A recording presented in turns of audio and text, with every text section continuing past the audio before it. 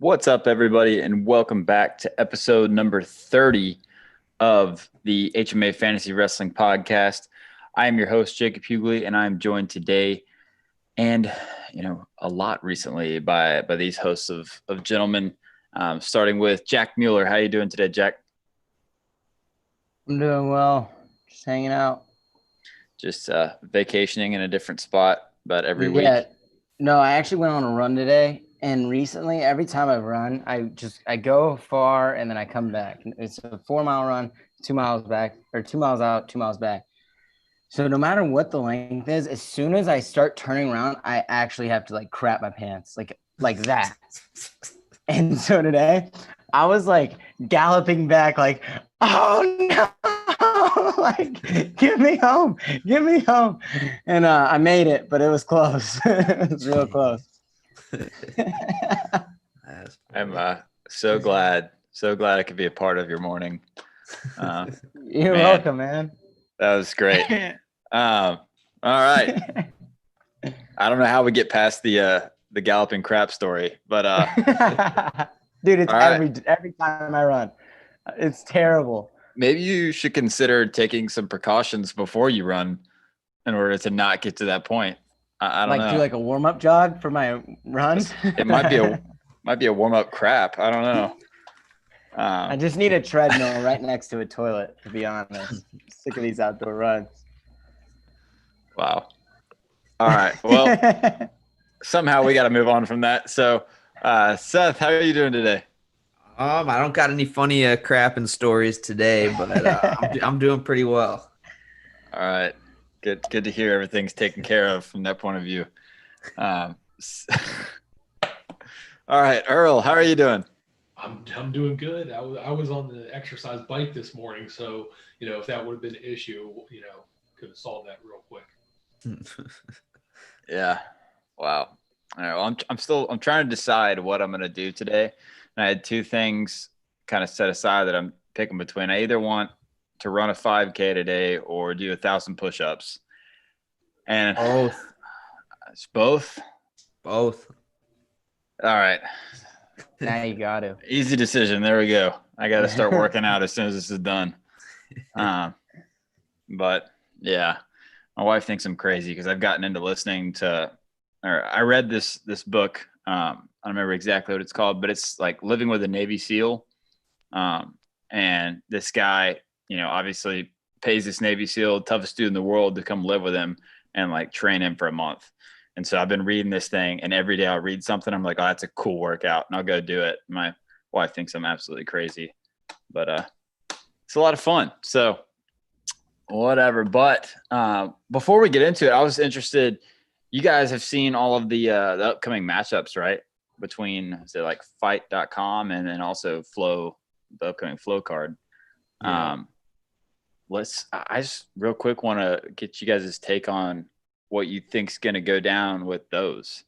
We'll just start off with the Flow card. I mean, the fight one comes first, but the Flow card, you got Dake Chamizo, Taylor Downey, and is it Pletcher Ashnault, right?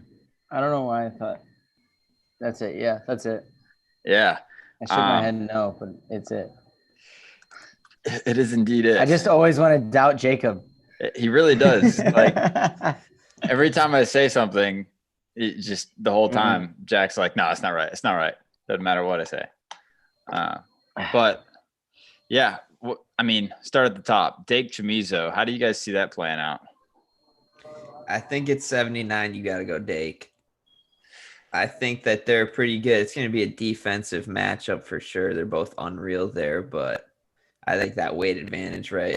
Chamizo's been moving up every year, but I think 79 is a little heavy for him still. Yeah, for sure. I don't know, man. I don't think I can, unless, Burrows is obviously the big conversation, but unless it's Burrows, I don't see me picking against Dake in any situation until proven otherwise. Yeah, it's tough for me because Chamizo is one of my favorite dudes to watch, hands down. He's just exciting, and I love his stuff. But yeah, I agree. It's hard to pick against how Dake won the world championships, and 79's his weight, not Chamizo's. So I don't know. I think it's gonna be. If it was 74, yeah, I think we got a match. I think that's good. That would be a heck of a match. But 79's a different story. Yeah, for sure. Because then Dake would be coming in sucking a little bit more weight, and Chamizo would be kind of, at his own weight. Yeah, I think for sure. What about Taylor Downey? Man, I wish that Flo would have went with Taylor when he asked for, was it 2 4-minute periods and no And text? no tech. Oh my gosh, it would have been. Oh I man. I would have loved that. Like, come on, give the people what they want. I think everybody in the world wants that except for Downey. I don't know, because I mean, even him, he was like, he said on their Instagram, he was like, "I'm ready to do it. Let's do it." Well, like my thought was obviously, no tech falls. Like, that's definitely something that DT wants. I thought would be interesting is go 2 4-minute periods, no techs, and then throw in like 2 5-point bombs or a pin are the only way to stop the match. Because I think, Downey's going to be looking upper body trying to get some kind of a throw, which is not going to happen. But at least that gives him a little bit of incentive and something to push for. Get a couple of bombs. Not going to happen. If he got 2 5-point, you have a better chance of winning the lottery than Downey getting 2 5s against. 100%. But I'm saying anybody getting 2 5s against David Taylor was just never going to happen. I was just thinking though, like what can we throw in there to like give Downey a little bit of something to push for, I don't know, but they can have like a crap talking thing right before the match and get points for that or something.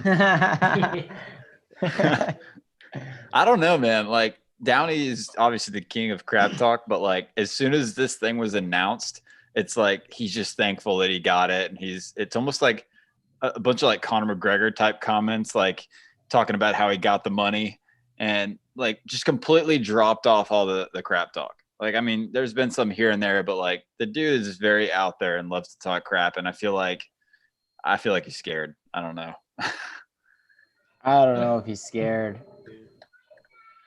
I think a guy like that isn't scared. But David Taylor, I mean, not scared, but like favorite. Not scared, but it's really hard to talk a bunch of crap like he's used to when he knows he's going to lose. That's what I'm saying. Like, I don't know. Is it just me, or do you guys feel like the crap talk kind of like slowed down after that? We still got a lot of time before the match, and I mean, he's got a match before that too, doesn't he? Yeah, he's wrestling. He's wrestling this weekend. Yeah. I mean, you say he's going to lose. I mean, athlete that level, he's convinced himself he does everything, the best of his abilities. He can win the match, regardless of whether we think it's realistic or not. For sure.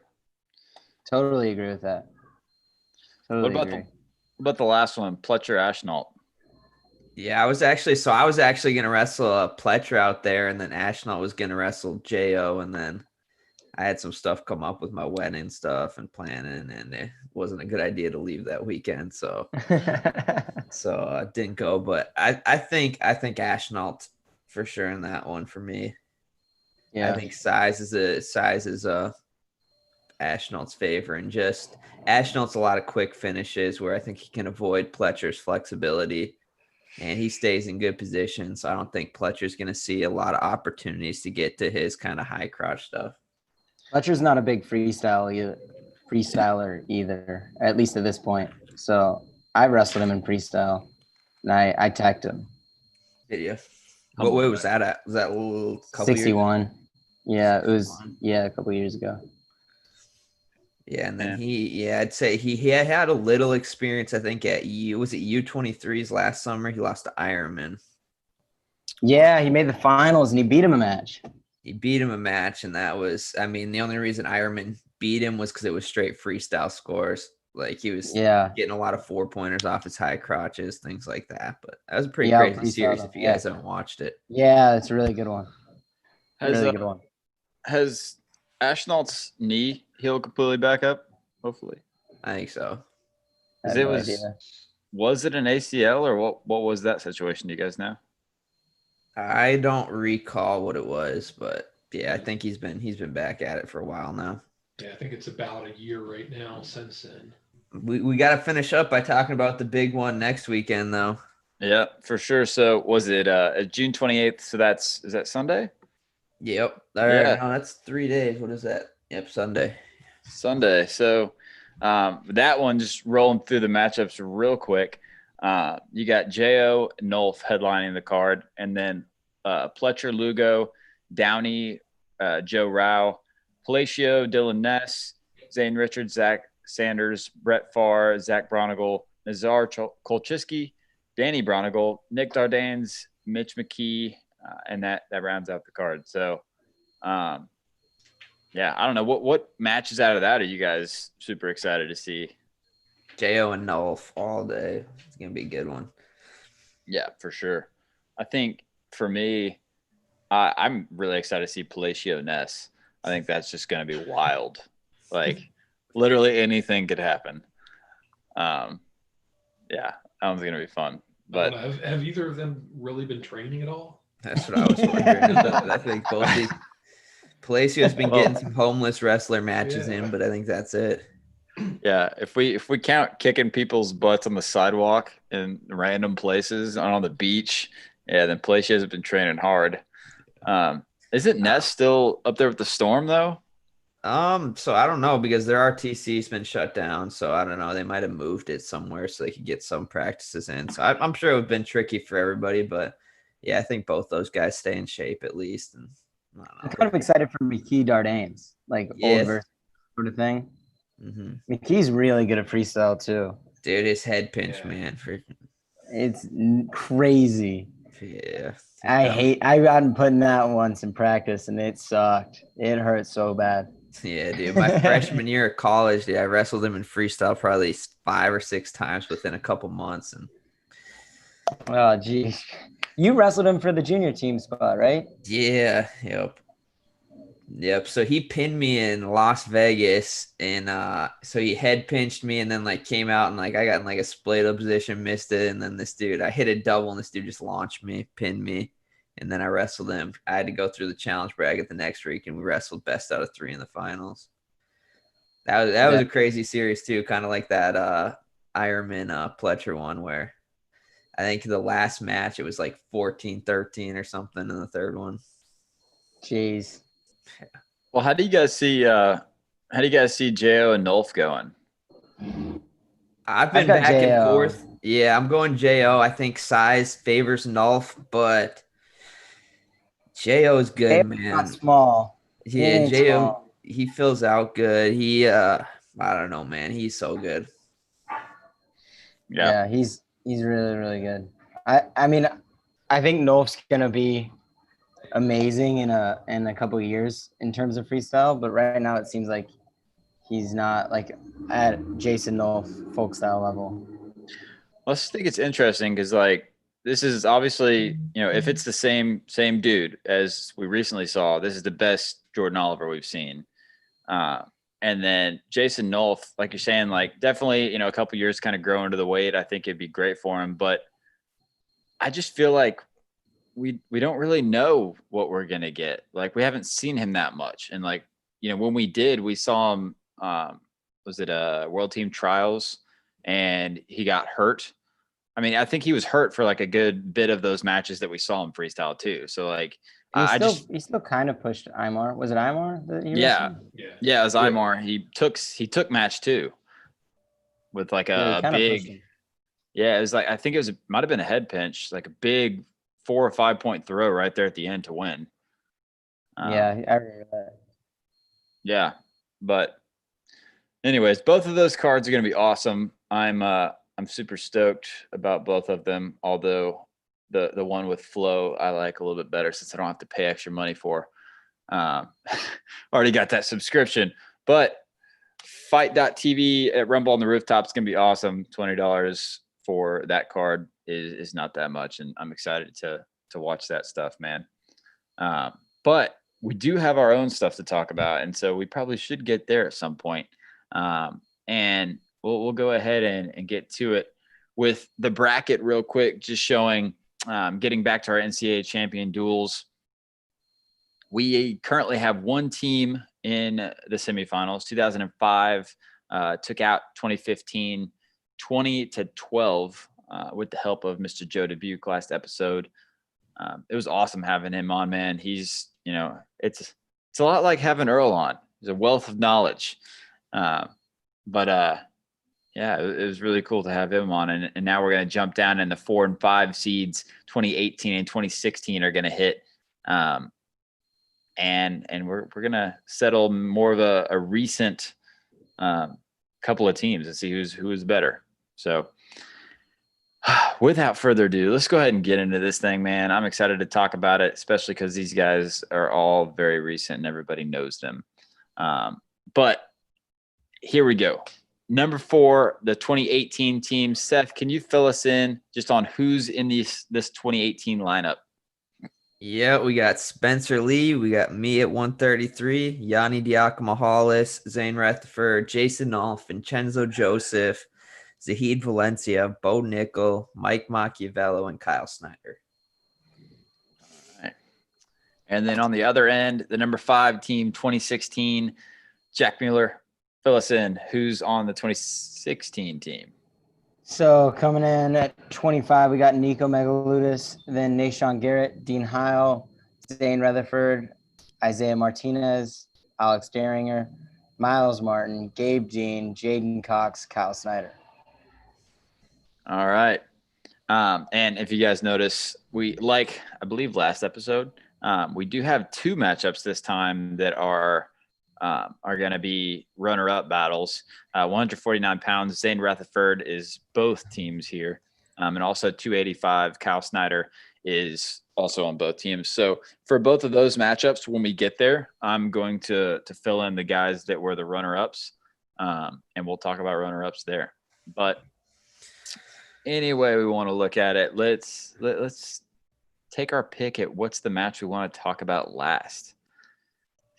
Dude, this 2018 team is stacked. Oh yeah. For sure. Maybe Chenzo Derringer. Yeah, I could get on board with that. Yeah, I could do or that. Nolf Martinez and Vincenzo Derringer last 2. That's what I was thinking. Both of them are going to be good ones. We can end off on both those 2 if you guys are cool with it. Yeah. Awesome. So let's start at 174 pounds, where we're going to have 2018 Zahid Valencia versus 2016 Miles Martin. Seth, fill us in 2018 Zahid Valencia. So this was Zahid's sophomore year. So he lost to Mark Hall his freshman year in the finals, and then he came back and really put it on Mark. The score of that match was 8-2. So that was kind of unbelievable. I don't think Mark's been beat like that his whole college career. So that was really impressive, but he was on fire that whole year. He knocked off Mine in the semis, Bernstein before that, and Brucky in the round of 16. Awesome. And on the other side of things, Miles Martin. Jack, fill us in. Yeah, so Miles was the champ as the 11 seed. And I mentioned this stat earlier. He only beat 1-seeded wrestler to get to the finals. He beat the 6th seed, but he went through 2 unseeded wrestlers in the quarters and the semis to wrestle Bo Nickel in the finals, where he hit that beautiful throw. He was pretty good this year. He beat Nate Jackson twice in the Big Tens, who was the only guy to beat Bo that year other than Miles. And yeah, that's Miles. All right. So, man, getting into this one, it's freshman Mymar versus, was that junior Zahid? Earl, what do you think about this matchup? Yeah, I think that's the big thing you have to take into consideration is it is freshman Miles Martin.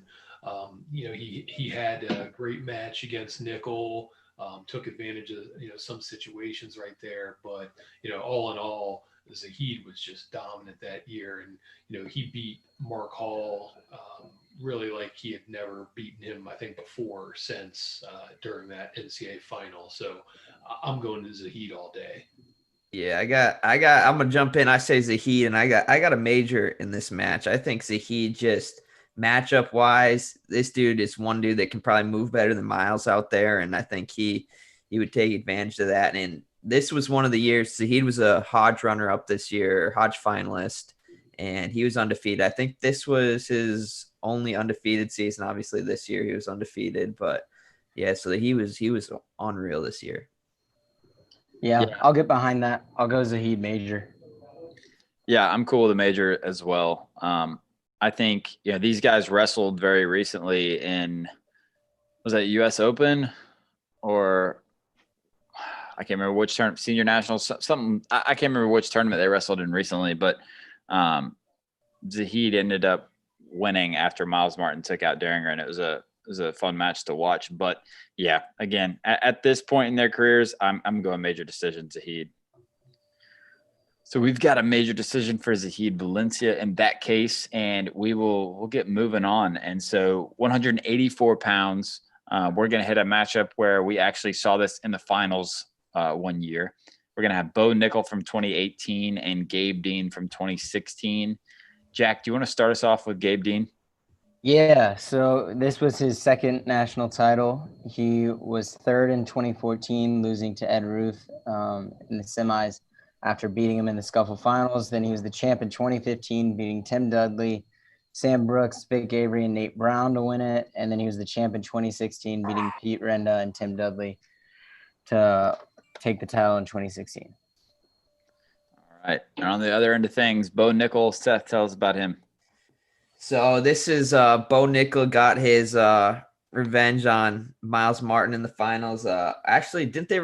No, they didn't wrestle the year before in the finals. But so this is 2018. He beat Martin. This is when he had the crazy. He got put to his back and somehow hit that nasty move. Flipped him over, pinned Miles Martin.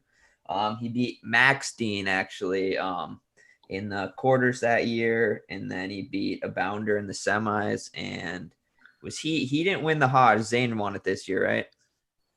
Yeah, that's correct. So he was another one that was up there for the Hodge this year, undefeated season, and yeah, he was on fire that year.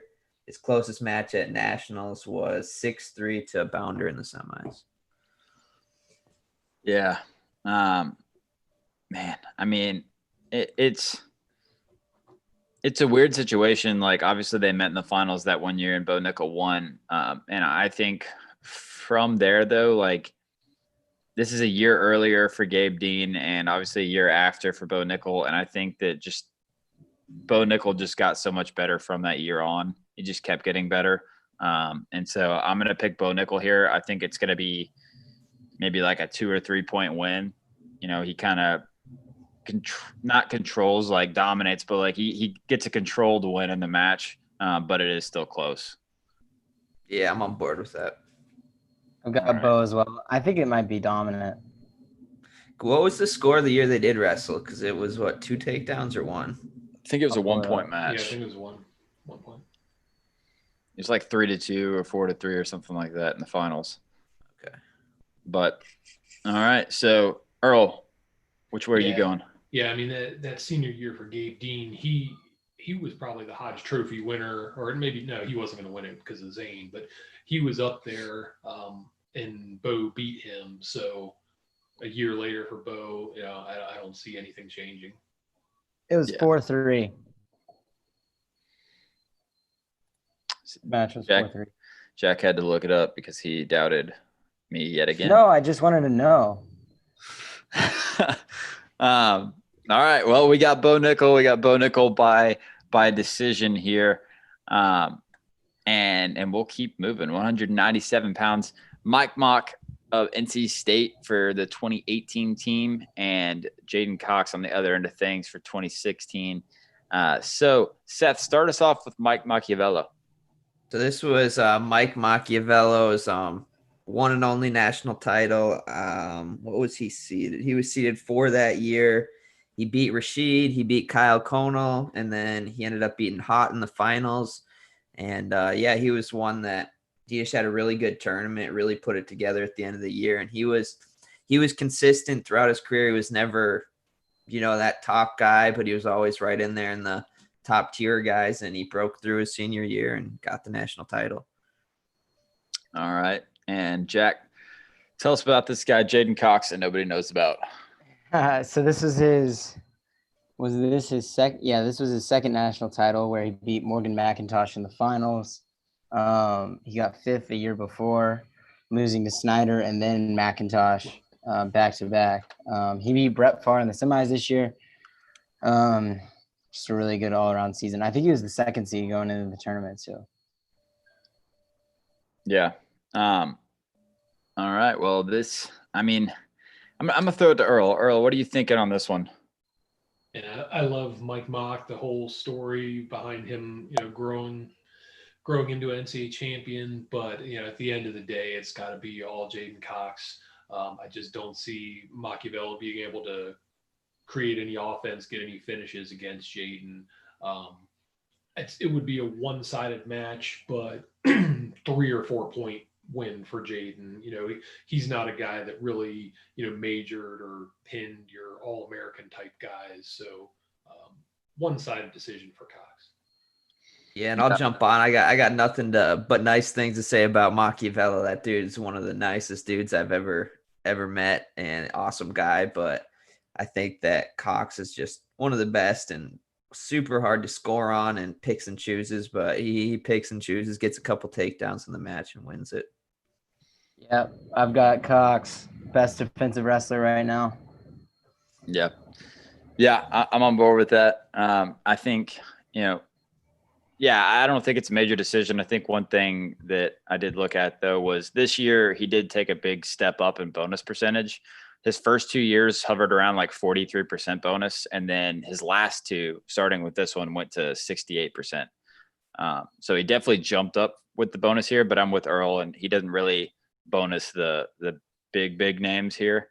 So I'd say Missouri's schedule probably isn't, he's not wrestling top guys week in and week out. Yeah. No, he definitely turned it on. When he hit the biggest names, he like you're saying, he had controlled wins. He won by, 4 or 5 points, but he didn't necessarily push to get the major. But yeah, Mike Mock is about the nicest dude in the world. I remember that year I went to the NC State after party after the finals. And just cause I knew a guy that knew a guy, right? We just kind of almost snuck in, nobody knew who we were. And, he walks in and literally walks around and hugs every person in the room. And he was just so excited that, obviously he had won and everything. Dude walks up and gives me a big hug. And I had never seen this man in my life. He had no idea who I was. It was really funny, but super nice dude. I got to hang around him a little bit while I worked over there. But Jaden's Jaden, man. Dude wins. And so Jaden Cox takes the win for 2016, and we'll move on to Snyder versus Snyder. I'm just kidding. We'll move on, and we'll replace these Snyder names with the runner-ups. Do you guys know the runner-ups off the top of your head? Or do Mine's Gwizdowski. So yeah, Kuhn and Gwizdowski. Cool. So Seth, fill us in on Adam Kuhn in 2018, because we're having to do runner-up versus runner-up here. Yeah, was that Kuhn's senior year? I can't recall. Yeah. I believe so. But yeah, so this is the year that he actually beat Kyle Snyder. Was a huge deal. Kind of, everybody thought he was unstoppable, was going to beat it up on Kuhn, and then Kuhn was just massive and ended up getting the win on him. And then Snyder came back and beat him later in the season. But Kuhn was always just super, super consistent throughout his career. He had a little bit of a slip up. I don't know if it was injury or what his freshman year, but he was doing really well. And then he didn't have such a good end of the season. So not sure what happened there. But besides that, he did really well. Yeah. All right. Nick Gwizdowski, this was his fourth All-American year. He was 8th as a freshman, and then he was champ second. He beat Tony Nelson and Adam Kuhn in the finals. Gwizdowski kind of revolutionized the heavyweight into an athletic, strong build rather than just a big burly man. He really did revolutionize the weight, I think. And then I think Kyle Snyder took it to another level. But What was the Yes. what was the score when these two wrestled in the finals? 7-6. 7-6. I remember that was a crazy heavyweight match. I think people forget about it because of the Gwiz Snyder one, but I think that was a crazy one. Yeah. I recall. Yeah, I mean, just jumping in on it, I think that. I mean, I'm going to base my decision off of their matchups. But obviously, Gwiz won the head-to-head matchup, but thinking back to these Kyle Snyder finals with these two guys, obviously coming in, Kuhn had beaten Snyder that year, but I believe Snyder beat him in the Big Tens, and so that kind of like righted the wrong. And there was there was this shot that Kuhn could win, but everybody just kind of knew Snyder was going to win. He was, obviously, I don't know if you want to put odds on it, like Kuhn had like a 5% chance or whatever, but Snyder was the heavy favorite here. Whereas on the other end with Gwiz, I mean, Gwiz was a returning champ. Gwiz was the 1 seed.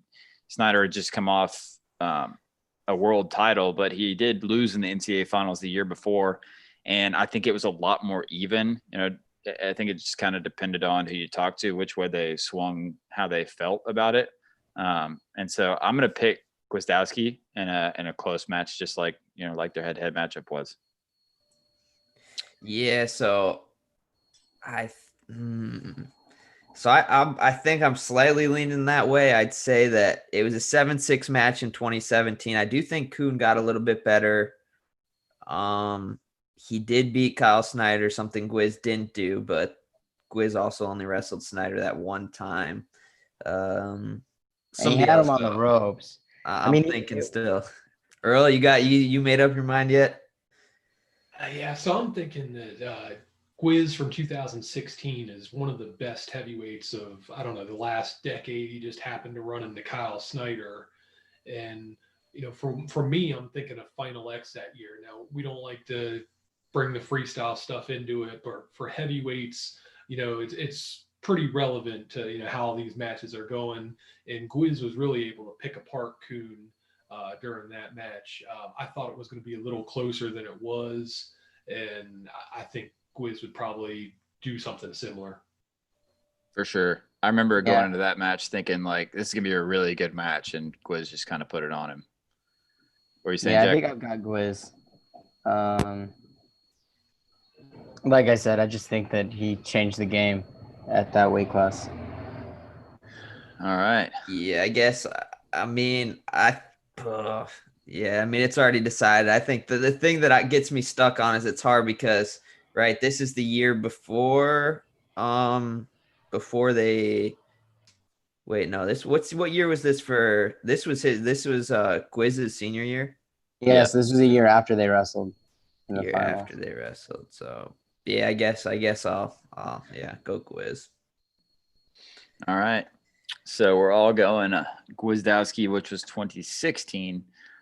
So the 2016 gets the win here, and that's going to make it 6 points for 2016. I need to keep up with my scoring down here. Somebody should yell at me and keep me honest. I'm surprised Jack doesn't, because he's constantly, trying to undermine me. And Gwiz also beat Kuhn 2016 3-2. KO. I mean, their matches are always 1 point, I guess. Yeah. Well, we'll circle around to the top. 7-6 in favor of 2018 at the moment. And we're going to hit Spencer Lee versus Nico Megaludis. 2018 Spencer Lee, Seth. This is Spencer's freshman year. Started off, in red shirt, lost to Ronnie Bresser, lost to Tomasello, and then this dude was unstoppable come national tournament time. To go through what his national tournament was like that year, he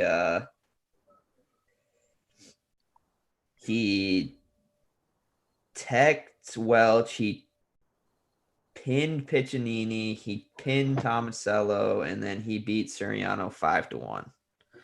So there's some decent dudes he kind of tore apart that tournament, to say the least. So that was Spencer Lee, freshman year. All right. Jack, about the other end of things, Nico. This was Nico's senior year. He was this was his third finals appearance. He was the champ in 2016, beating Gilman in the finals. I still think, other than obviously winning it, I think his most impressive tournament was when he got third in 2014, when he lost to Nashon in the final or in the semis, but he beat Corey Clark, Darian Cruz, Eddie Clamara, Jared Patterson, and Joey Dance in his route to get third. Nico was flexible, had a really good sweep, really, really tough on his feet. Everyone was kind of rooting for him, I think, in 2016. So that's Nico. For sure. It's definitely hard not to pull for a dude that's been in the finals twice and got second twice in a row, and he's in their senior year. But I don't know. I mean, for me, it's not an easy decision. For me, it's an easy decision. I think Spencer Lee wins this match. I'm trying to decide if I'm going bonus or not.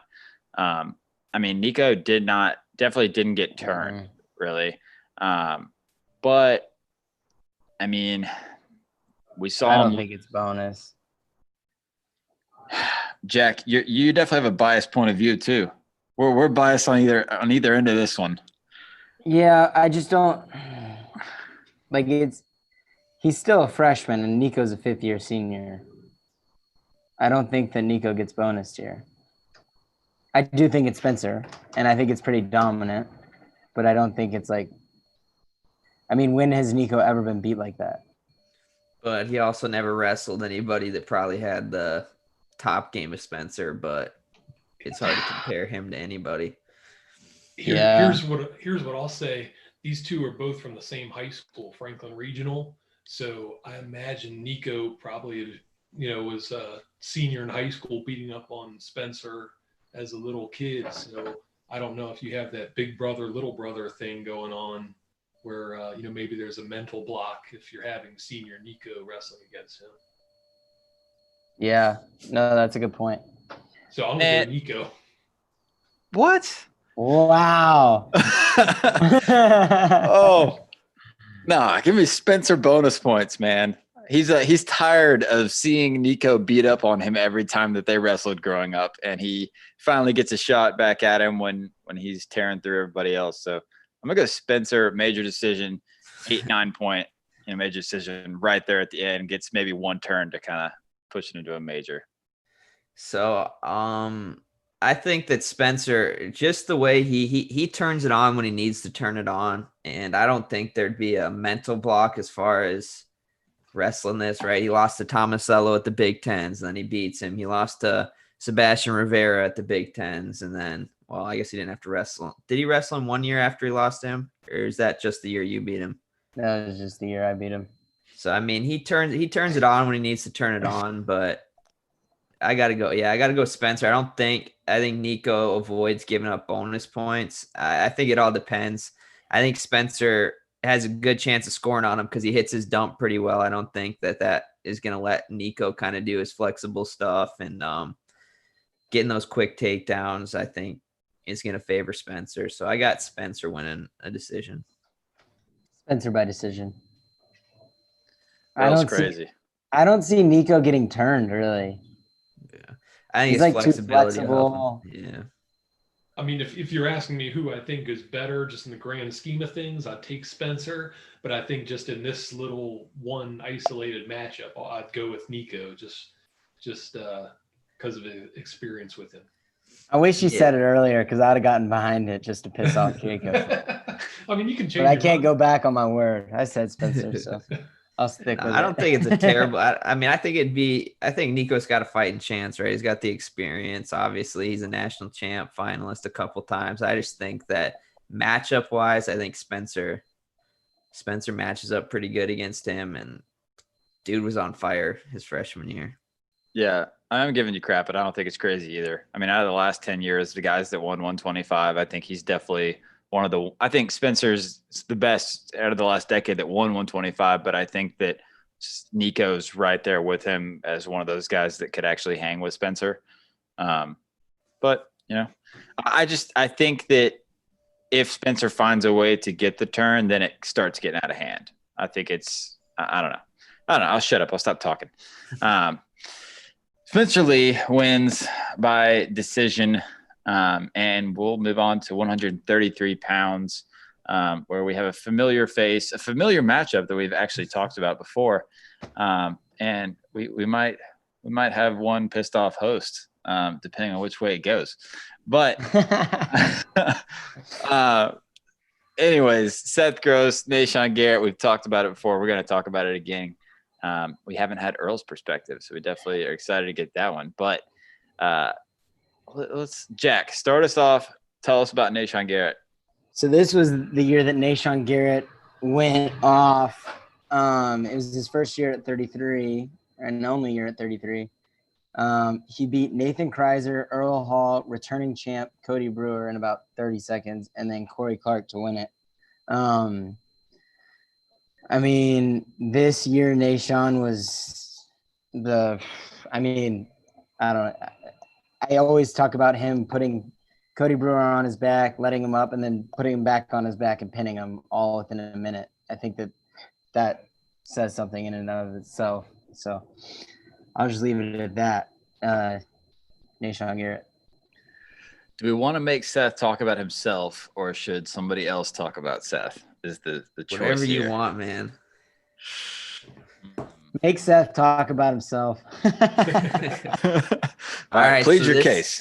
So I feel like I've argued this match too many times already, but this is 2018 me. I'd say this was my best year in college. Over an 80% bonus rate, undefeated at 133, Hodge finalist. Ended up losing a bumped up, wrestled Bryce Meredith. Ended up losing to him, close match. But yeah, besides that, I was at 133. The 2 years I wrestled 133, I lost 2 matches. One to Corey Clark and one to what's his name, Eric Montoya. That was the year before, and then this year beat everybody. But yeah, so I don't know if I want to start arguing this matchup. I've already said a lot about this before, so obviously I'm going with myself just to get that out there. And yeah, you guys can argue away. Well, let's blow the doors off of it and piss you off. I would not, my wrestling integrity would not be intact, Jack, if I did not pick the way I picked last time. And so Nashawn, yeah, we've done this one before, right? Yeah. Yep. Yeah. Yeah, this is our first one. Yeah.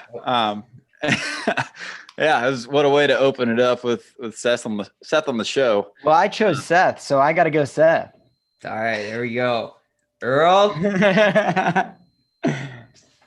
I'm pretty sure last time I checked the Twitter poll, it was like 50-50 too. So no way. 53.6% Seth Gross. Tall. Wow. So that's game. It's over. So Seth is going to get the Seth win. got the dub. Hey, I want to hear what Earl has to say about this. Yeah. Not off the. Y'all can still be friends. No, that would be probably one of the most even matches I think we've talked about so far. I don't know. I think some of these would be pretty one-sided, but you got unique strengths for both guys. Good contrast. But yeah, Seth's year was super impressive, and I'm going with him. I guess one what's it called? Matchup that we both wrestled was Earl Hall. He beat Earl Hall 5-0. I teched Earl Hall in the beginning of the second period.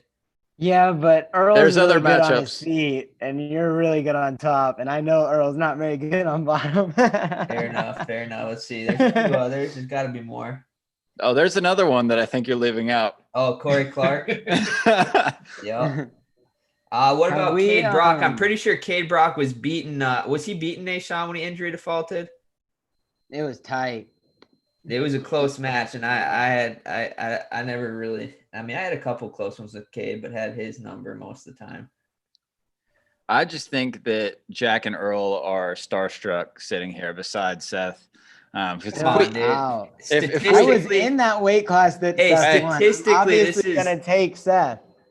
Yeah, hey, statistically, it's a very, very close, and I had better bonus point rate. I guess that has to do with top, right? I don't know. It is a different style, but can we talk about the head-to-head matchups? In freestyle, after, I mean, we could talk about it. No, it would be I would love to see this matchup, folk style. These, two guys go at it. I think it'd be a lot of fun. Freestyle is a different animal. That was still, like we talked about last time, those freestyle matchups were probably two of my favorite freestyle matchups ever to watch. Yeah, those were wild. I was out of shape for those, but well, that's just definitely like that's the equivalent of watching like a good MMA fight where two dudes just go out there and just stand and bang for like 5 minutes. Just throw punches. You and Nashon just went for it the whole time. It was a lot of fun to watch. I give you crap. I pick against you, but we love you, Seth. It's all good. But yeah, no, those freestyle matches were wild. Yeah. Yeah, he had a little bit more of a gas tank and broke me, I think, in the last one. Hey, maybe we'll get to see it again. I'm all for it. I'm here for seeing this again. Yeah. But we'll move on. Seth, you won this match. No thanks to me. But Seth wins the match, and we'll move to 141, where we have yet another matchup that we saw, not in the NCAA finals, but we have seen before at the NCAA tournament. 2018, Yanni Diakomihalis versus 2016, Dean Heil.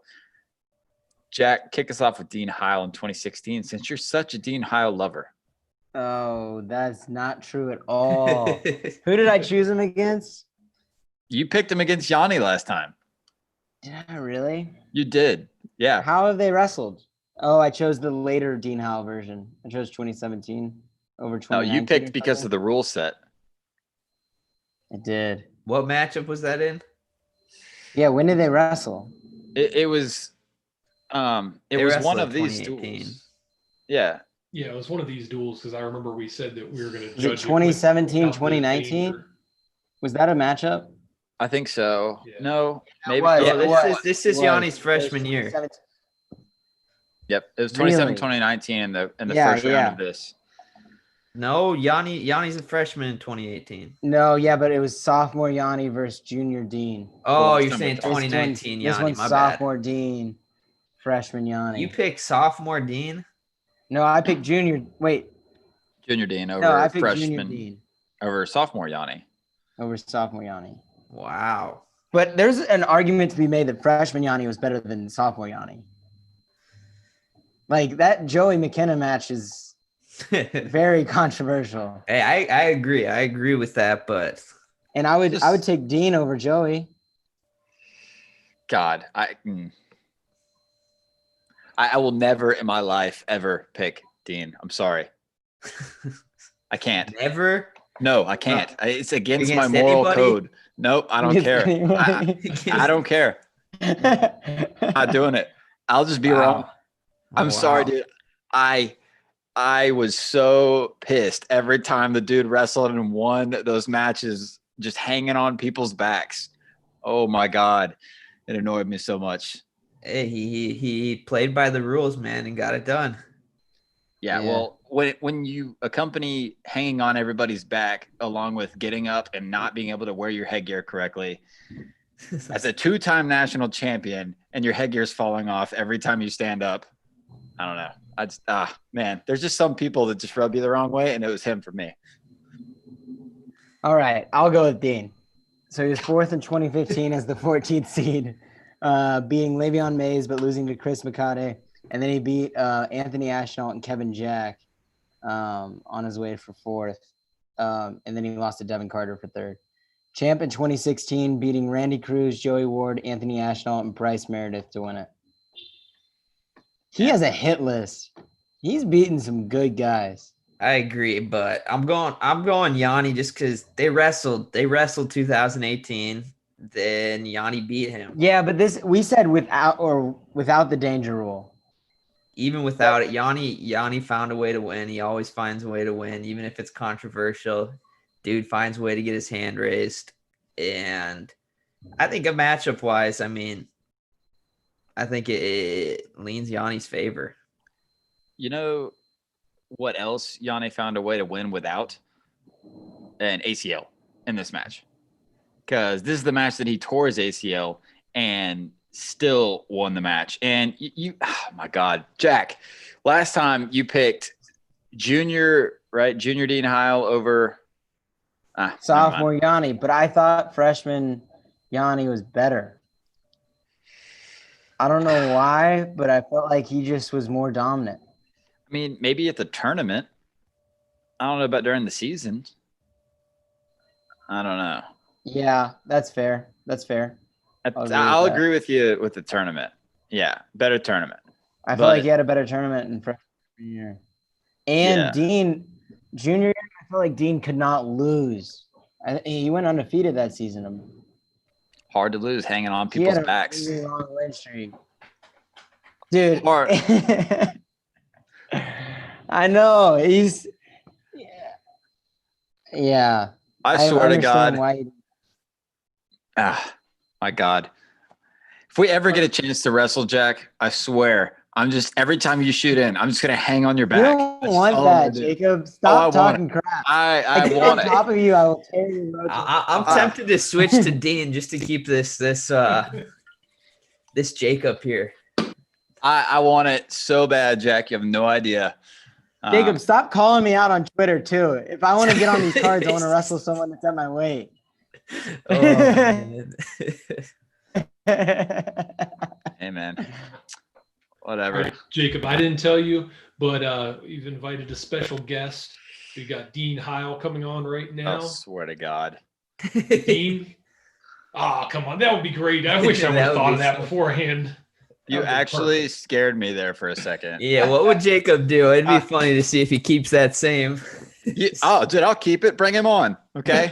You'll still tell him that you're not picking him against anybody? 100%. It is, and again, me saying that, I'm not saying that he's not better than some of these people, obviously, but I'm saying that my moral code will not allow me to pick this man ever. I swear to God. It goes against everything that I stand for in this sport by just getting up by a freaking takedown and then just holding on. Oh, God almighty. This annoys me. Why? It pisses me off. He owns the rule set. That's great. He found a loophole. He found a loophole. This loophole, it's bullcrap, man. Hey, you should talk to the people that made the rules and be mad at them, not at Dean. Come on, man. Whatever. Whatever. I don't know. I was sitting there for the finals when he beat Meredith. I was sitting up in the crowd, and there was these like two younger guys. I mean, I say young guys, but like, I guess the whole room's full of a bunch of old guys, wrestling fans, but like there's two guys that were just hammered sitting in front of us, and they were pulling for Bryce. And the whole time, I mean, when I say hammered, like, I don't know how these guys were still awake in front of me. And they were referring to Bryce Meredith as Brad Pitt and talking about how sexy he was. And it was, you should have heard it. It was hilarious. Like screaming, "Let's go, Brad Pitt." And I don't know. It was the weirdest, funniest experience. I don't know. It was odd. I just remembered I was in Dean Heil's bracket that year. Random thought. What'd you think of Dean when you were in his weight? He beat me in the Big 12 finals right before that. I beat Bryce Meredith in the semis. Dang. And I lost to Dean in the finals. He beat me 3-2, and it was typical Dean match. Typical Dean match. Just to let you know, I would have picked you, Seth. Thanks, man. I want. Whatever. But so obviously I'm going Yanni here. Jack, wrestling integrity at stake, but he picks Dean Heil. Did we get the picks from Earl and Seth yet? Yeah, I went Yanni. All right. Yeah, and the last time we talked about this, I kind of said what Seth did. Just, I don't care the rule set. I feel like Yanni would have pulled it out somehow. For sure. Yeah. So Yanni takes the win, and we'll get moving on. And if Jack starts crying about it, then I guess we can we'll zoom in on his face. I'm not gonna cry about it. It's yeah. Well, 149 pounds. We have Zane Rutherford versus Zane Rutherford. So again, we're going to have to put in the runner-ups from these 2 years. And I believe, you guys correct me if I'm wrong, I believe 2018 was Sorensen. Ronnie Perry. Ronnie Perry, and 2016 was Sorensen. Yep. All right. So I'm going to write that down for if people are watching us on YouTube, which I didn't do in the first one. But go ahead and kick us off. Nice job, Jacob. I know. All right. At least I don't pick Dean Heil. All right. When he got second in 2016, Brandon Sorensen beat Jake Soufflon and Anthony Colica in order to get to the finals, where he faced Zane and got beat by a score of 10-1. He was the second seed in a weight class that had Alec Panaleo, Le'Veon Mays, Mitch Fine-Silver, Jason Surtsis, Evan Henderson, Pat Lugo. I mean, it was a pretty good weight class. Obviously, some of these guys hadn't hit their peak at this point, but Sorensen was a guy that was always number 2 to Zane, and if he was in a different era, he might be a national champ at this point. For sure. Then on the other end of things, who's Ronnie Perry, Seth? So this was Ronnie Perry's senior year. I don't know. Was he a couple-time All-American, or was this his first time on the podium? This was his only time. Yep. So one time on the podium, got second place, had a great tournament that year. And not too much about Ronnie, but yeah, he went from, I think, 141 up to 149 this year and did pretty well. His record was 32-4. That's pretty good. Yeah. Not bad at all. I'll start us off. I've got Ronnie Perry. All right. I got Ronnie Perry too, because Ronnie Perry beat Brandon Sorensen in the second round of the national tournament that year, 3-2. And I think that Brandon Sorensen was the guy I remember that. Brandon Sorensen was that guy that was the exact same, basically, I'd say, from his freshman year to his senior year. He was super consistent, super good, but I don't think he got a whole lot better or a whole lot worse. He was just kind of right there. And so I'm going to go with Ronnie. Yeah.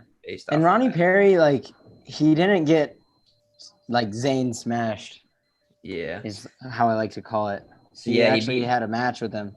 Yep. So he beat Brandon Sorensen in the round of 16. He beat Jason Surtsis in the quarters. He beat Matt Klodzik in the semis, and then lost 6-2 to Zane. It's a legit way to get there. Yeah. It's a really good run. Wow. I didn't remember that. When I think back about guys making the finals that were surprise guys, usually you kind of look back and there was just something that opened up for them, you know? I think he got overshadowed because that was the same year of Kyle Conal, right? And the same year as who's the dude, Tariq Wilson. I think those guys kind of stole the underdog kind of storm there, I guess. Dude, such disrespect, man. I'm sorry. It was the guy. Oh yeah, I wrestled him in the semis. I forgot that. I'm bad with names, dude. Yeah. I'm kidding. Dude, cannot skip over that. Seth? What was your thought going into overtime with him, with that guy that you barely remembered his name? Dude, that was crazy. I don't know how I won that match, to be honest with you.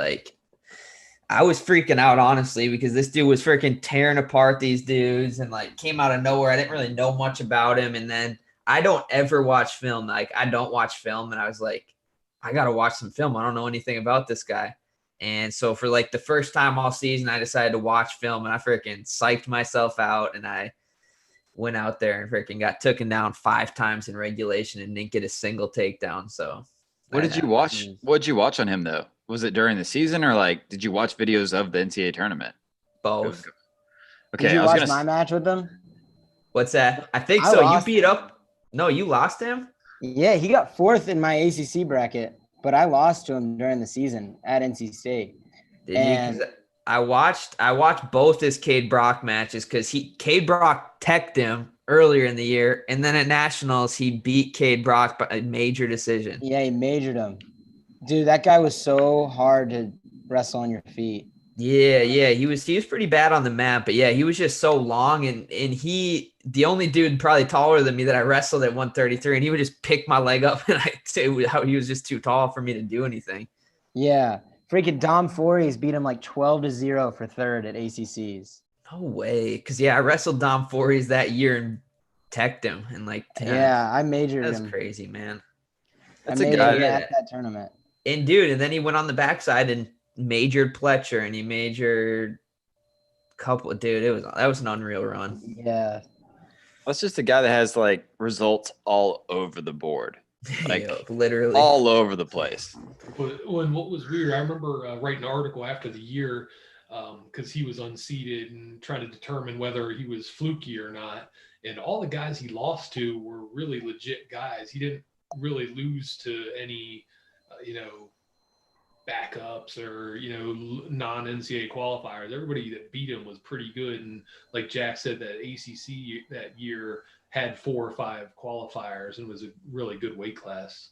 All 6 of us qualified. All 6? Okay. Wow. Yeah. Yeah. It was like, why are we even here? Yeah. Like, we're all going in 2 weeks. Let's just let's leave. I have a question, Seth. So if that match had went the other way and Tariq had made the finals, Tariq and Micic, who would you have given the nod to there?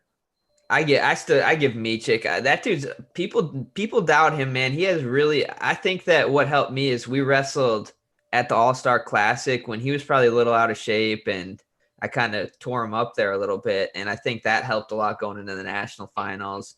But that dude's got his technique's unreal. He's got a really high finish rate, stays in good position.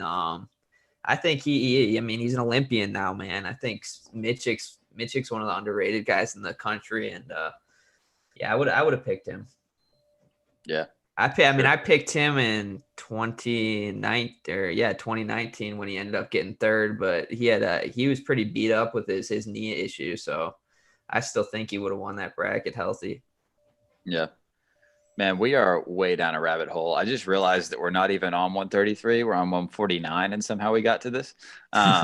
But anyways, you guys both voted Ronnie Perry. Earl, what's your vote?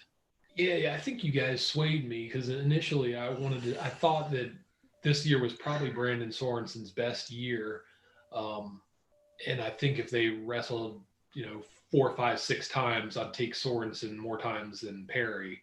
But Perry did beat him head-to-head that year, and as you mentioned, those other wins he had were pretty remarkable as well. So I'll go with Perry. Yeah, I'm going to jump on with that. I agree 100%. I was full Sorensen, and if we're being honest, I hadn't really looked into that bracket that Perry went through very much. And so – yeah, I'm going to get Perry as well, man. That was just a murderer's row to get to the finals, and he did it. So we just lost Jack, but we will be getting him back on here in a second. And we'll move on to 157 pounds, where yet another matchup that we've seen in the national finals, Jason Nolf of Penn State in 2018 versus 2016 Isaiah Martinez. We'll go ahead and start it off with 2018 Jason Nolf. So fill us in there, Seth. So this was Jason Nolf's. Shoot, was this his sophomore or his first title or second title?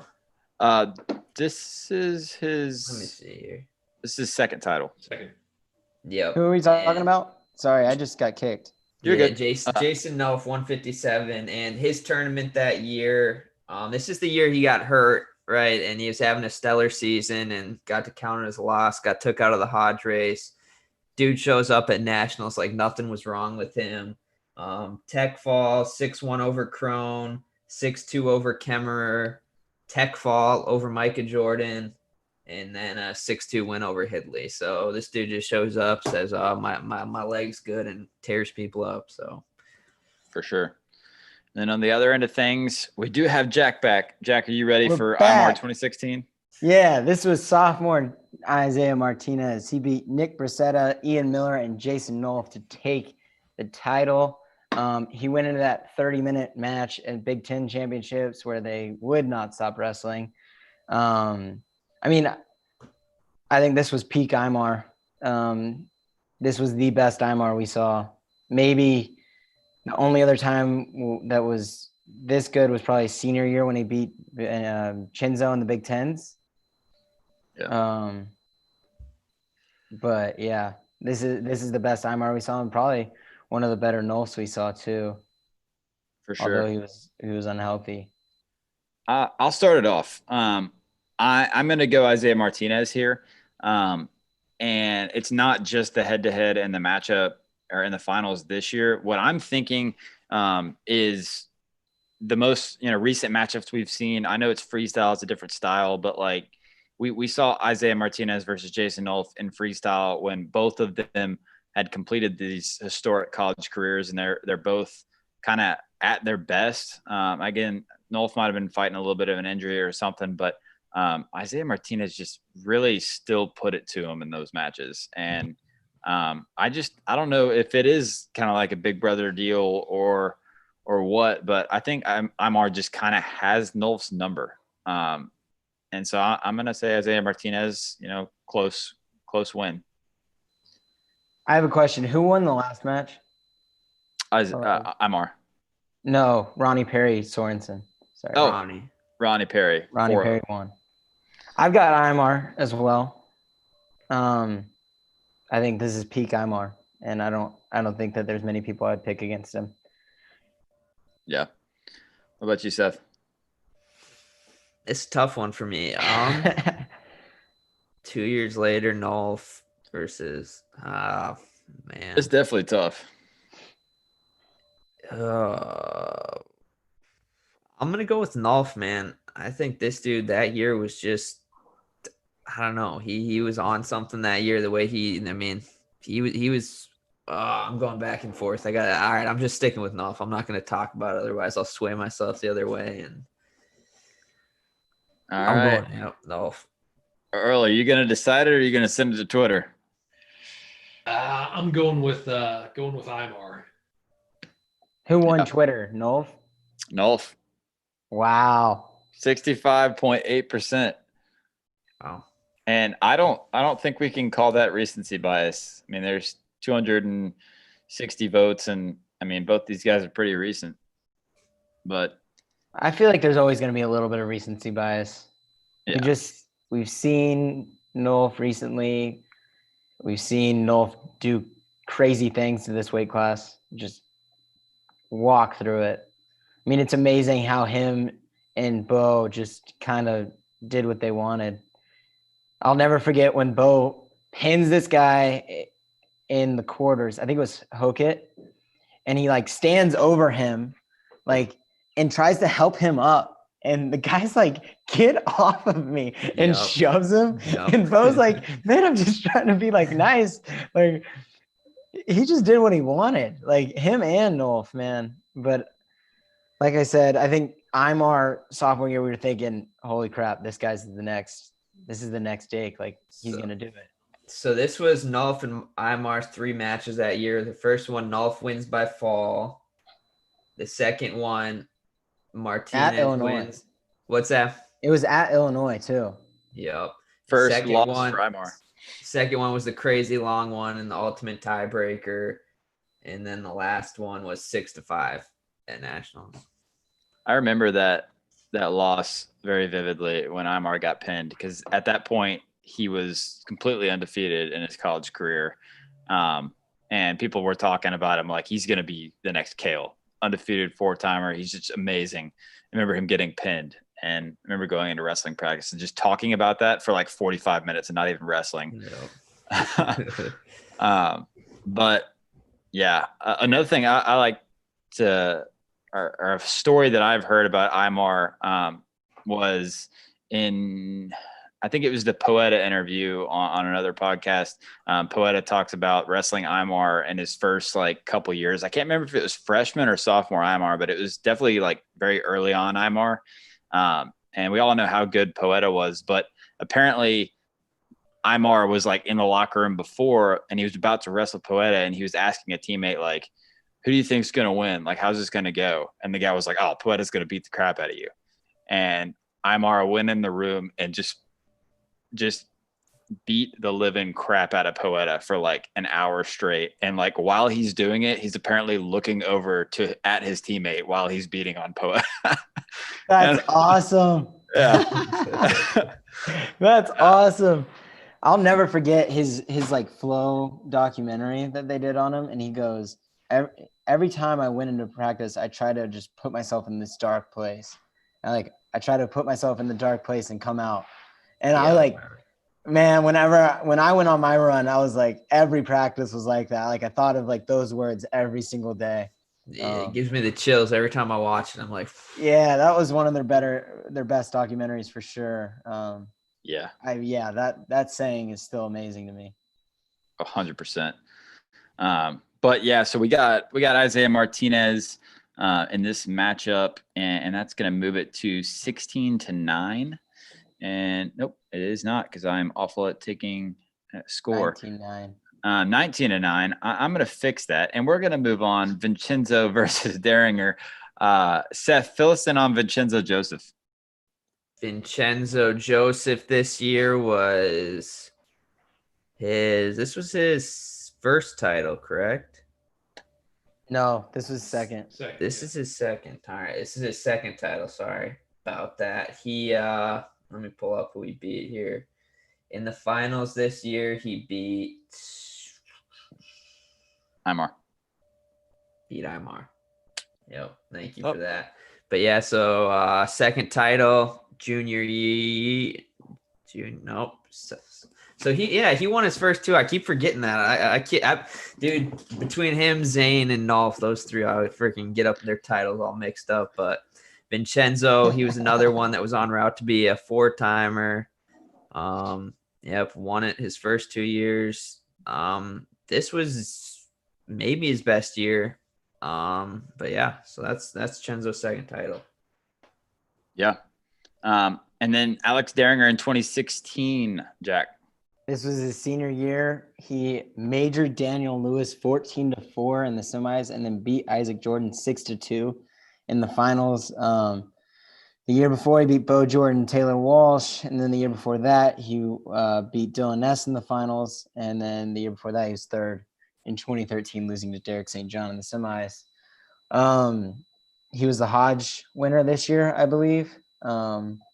Although many people thought it should have gone to Zane, and they thought this was more of like a legacy. And he left one for sure, he left a huge legacy. 3-time champ, just really dominant and everything. Like I said, I mean, he wasn't really close to getting beat this year. And he's starting to figure it out on the senior level too. I mean, every time he wrestles, he seems like he jumps levels. He was the next best guy in the world, I think, this year. So we'll see how his career plays out. But Alex Deringer, for sure. I think Deringer on the freestyle circuit is kind of like a Dake over the last like 8-10 years. It's where he just can't seem to break into the lineup because there's like the best dude in the world right there at his spot. But yeah, I feel like as soon as he gets in, he's going to win a title. Like, I have no doubt that Alex Deringer will be a world champion at some point in his career. Whenever he can break into it. For sure. I'm stoked to see him and David Taylor wrestle. I'm really stoked to see that one. Yeah, I mean, Deringer is so good. And, man, this Olympic trials, whenever it happens, is going Oxen to Snyder, man. Legend, wait for it, Derry. Like, come on. This is going to be the sweetest tournament ever. 57 kilos alone is worth the price of admission. And then you got 74 and 86. And then Jaden Snyder. Holy crap. Gable's going to come out and just work everyone. Right, Jacob? Until he hits Mason Paris. Oh, gosh. I still can't believe to this day you did that. I'm standing behind it. He's really sticking by it, though. I'm sticking by it, dude. It's like the gonna same happen. thing that Dean couldn't beat anybody, dude. If it happens, I will record myself doing 1,000 push-ups. Okay. We got to start clipping all of these calls that Jacob makes just so we can show them later on.